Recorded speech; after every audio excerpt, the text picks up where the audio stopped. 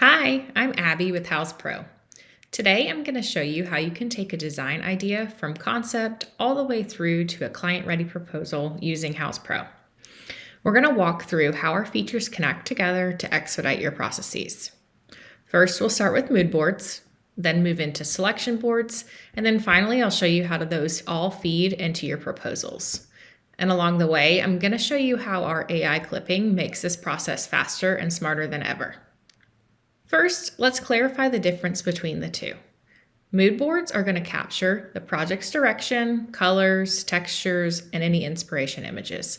Those are about eliciting the look and the feel for the project and may or may not include actual products. If you're used to Canva, you'll feel right at home with Houzz Pro's mood boards. The interface is designed to make moving and arranging items just as intuitive. Selection boards are about decisions. Specific products, specific finishes, quantities, pricing, etc. They're going to bridge the gap between inspiration and action. Selection boards are going to allow your clients to quickly click and explore product details, compare multiple options, and approve or decline those selections directly. Traditionally, creating mood boards meant dragging images into Canva or PowerPoint, then manually saving links, reformatting them, and later reopening all of those links again once you're ready for specs and pricing, and that's a whole lot of wasted effort. With Automate Smart Sourcing and Houzz Pro, you can skip all of those unnecessary steps. You're going to be able to clip once, save, and reuse that information everywhere. So using the Houzz Pro Clipper with built-in AI is going to allow you to capture products directly from any vendor's website with images, links, specs, details, etc., all pulled in automatically. And you can do it in just a couple of clicks.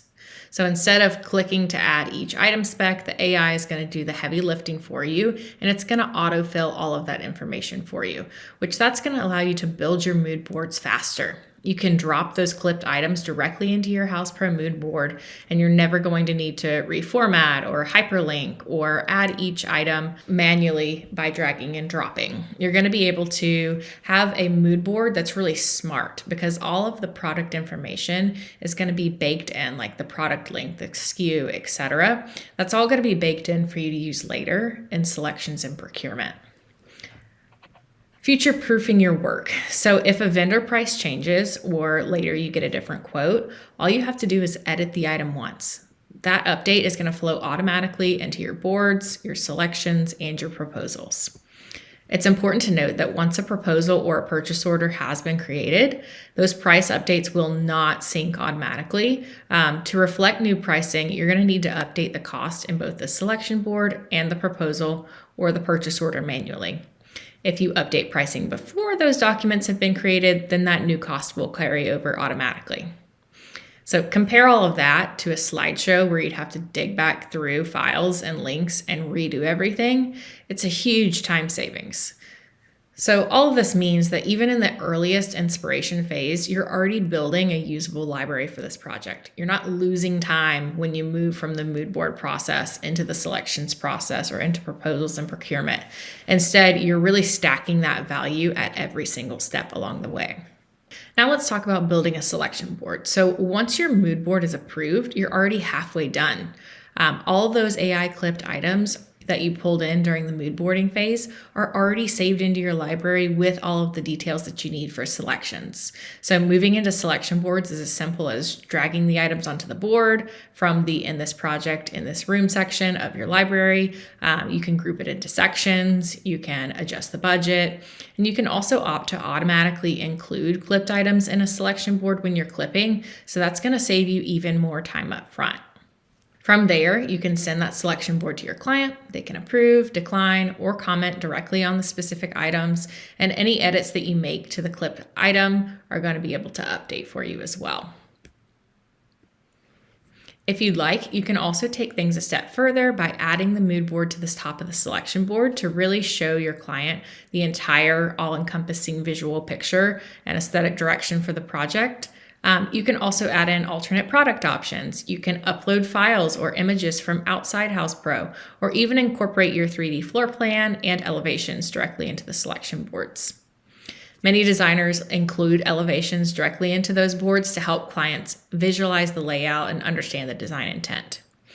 And then from there, the client's able to approve, decline, or comment directly, and you can keep your project moving forward. From there, your proposal basically writes itself. Your approved selections can be converted and flow directly into proposals with their details, pricing, and specs. There's no re-entry or manual copying from slides or spreadsheets. It's important to note that if a proposal or purchase order hasn't been created yet, any pricing updates from your selection board will automatically carry over when those documents are generated. However, if they already exist, you'll need to adjust pricing manually. Little pro tip for you, if any purchase orders have already been generated, be sure to update those as well when pricing changes. Proposals and POs do not sync automatically after they're created. A quick reminder on pricing updates: when you receive final vendor pricing, remember that edits behave differently depending on where they're made. Updating a product directly on a selection board changes the cost for that specific use only. It doesn't overwrite the main product stored in your My Items library. Conversely, updating products in My Item won't affect items already added to existing selection boards, proposals, or purchase orders. If you want your new pricing reflected everywhere, update both the active selection board and the item in My Items. Some designers ask if a proposal is necessary if clients have already approved their selections, and we say yes. The proposal serves as that formal agreement. It includes all the approved items, running totals, payment schedule, deposit expectations, electronic signature, etc. And all of that is going to provide you with a clear record of that client approval before you move into invoicing and procurement. So let's take a look at an example of a living room project. I clipped 3 sofas, 2 coffee tables, lamps, and fabric from vendor websites. HousePro AI clipping is going to save the images, the URLs, SKU numbers, and details in just a few seconds. Now I drop those items into my mood board so my client can see the vibe. They love the direction, and now I want to move on to a selection board. This is where my client can make a final decision and compare sofa B versus sofa C, and she approves sofa B. A week later, I get vendor pricing back for the exact sofa specs, and I can adjust the pricing once in the selection board. When I later generate the proposal and purchase order, they're created with the updated price. If those documents already existed, I'd update each manually. Finally, I generate a proposal that pulls in every approved item, accurate and up to date. Remember that even when items are approved on a selection board, the proposal acts as the formal agreement. It includes only the approved items with a running total, payment schedule or deposit expectations, terms and conditions, and electronic signature.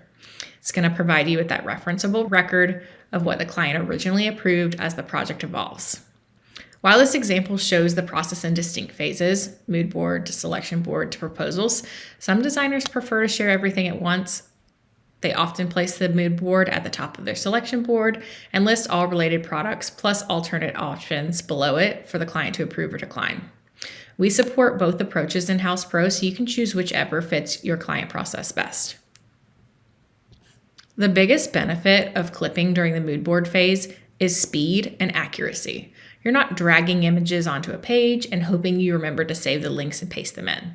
You're building a library of real editable products, and if things change, you can update once instead of redoing work in multiple places.